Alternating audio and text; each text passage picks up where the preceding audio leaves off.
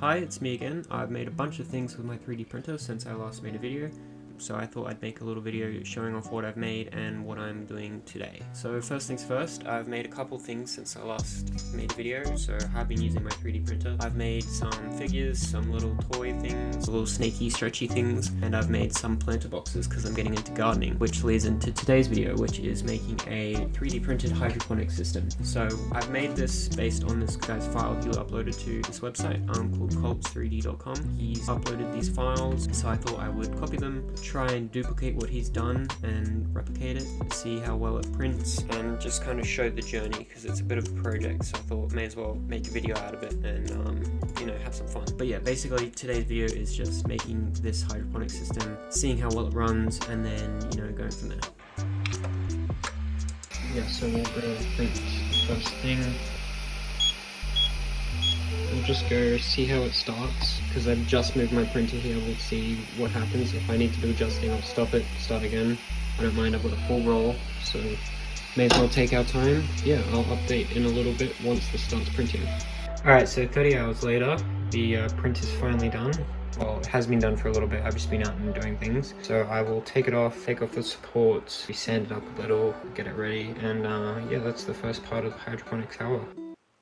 So this is the first piece done.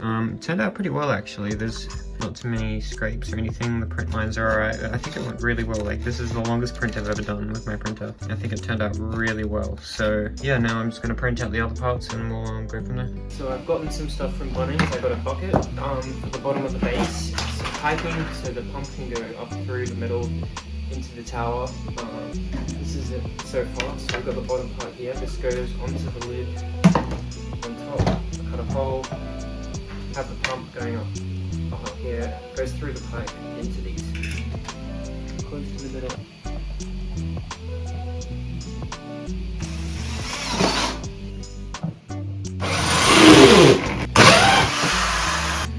So that's the hole that this will go on top of. Alright, now that's done, I've gotten these, and these will go in the holes here.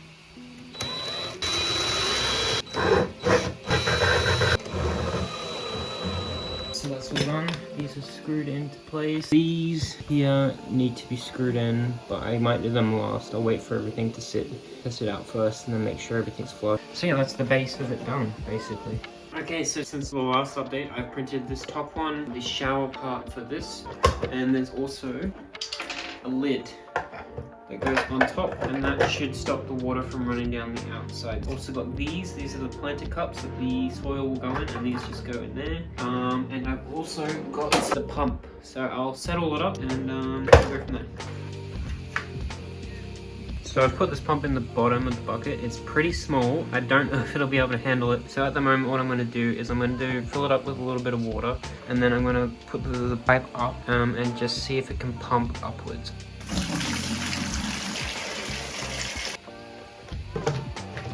Alright, moment of truth.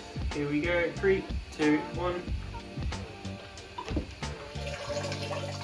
So I've got the filter going and pumping out a good amount of water. So I'm hoping that will be enough. So at this point I basically forgot to film this, but I was putting the sealant around the lid and then putting the lid onto the hydroponic module.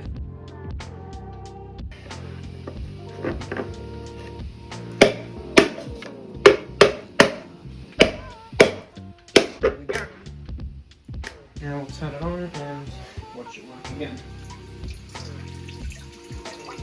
Now it's got the cups in, you can see that water's getting to the back of the system, the root system here. Obviously not in all of them, like this one here, not the best. This one here, getting there. That one, not really. So yeah, a little bit of work to do, but printing out another one now. But yeah, we're printing out some more modules, so it should be at least 15 to 20 high. I think maybe 15 is a good goal, just because it takes about 2 days to print one of these. But yeah, it works. So this is the concept done, and I'll check back once everything's built. Since last time we've checked up, I've done 5 of these, the modules on top of the bucket. We've also run into a problem. One of the problems is, just bear with me for a sec, the pump is too small and will not run that high, which is an issue that I kind of knew would happen. So I tried looking for another pump. I had this one laying around. This one's very old and doesn't work anymore, so we didn't use that one. So we just went to the shops and I bought this one.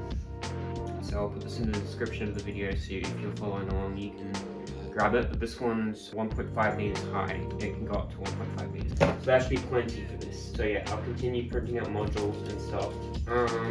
I'm not sure how much. I'm thinking I might just keep it simple, stick with 5 or 6 modules, and then just test it out and go from there. I'll install the new pump and I'll test it out, and then I think the next part is really getting the plants for the hydroponic system, choosing what plants are a good fit, and also doing research on nutrients and stuff that the water needs. So yeah, I think that's it. So that's the difference between, that was the old one that I used and this is the new one, so hopefully this one works a lot better.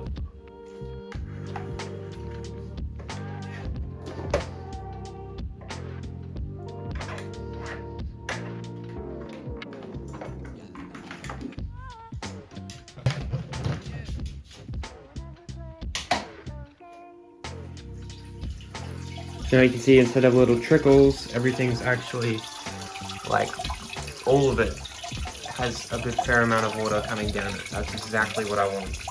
So yeah, new pump was a good idea. So I think now I'm just going to do some research on the plants that I'm going to put in, and then we'll go from there. Alright, so since we're our last talk, I bought a bunch of stuff for the hydroponic system. I bought some gravel. This will go in the pot plants. I'll show you how it goes, but that's to hold everything in place instead of soil. pH tester kit. This is just basically to measure the pH of the water, as like everything's a bit finicky, assuming there's no soil. So you need to measure the pH of the water and make sure it's the right level, which I'll be doing. I got some liquid hydroponic, what is it called? Plant and nutrient stuff. So basically all the nutrients that the plants need will be in the water instead of the soil, so this will be the supplement. And then I got a pH razor just in case the pH of the water here is too low, and then vice versa. I've also got the pH lowerer in case the pH here is too high. That's probably what we'll be doing next. I'll show you all the plants a little bit later. So I'm going to start by measuring out about a couple liters of this. So I need to know exactly how much so I can add in the correct amount of power feed and then adjust the pH levels. So that's what I'll be doing now.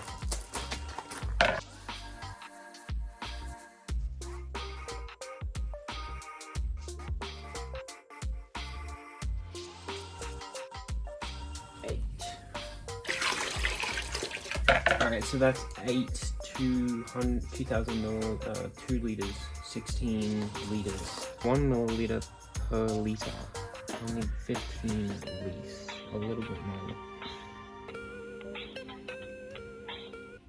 So yeah, apparently about that's all you need for 16 liters, so I'll just chuck that in. Alright, now I'm going to do a pH test.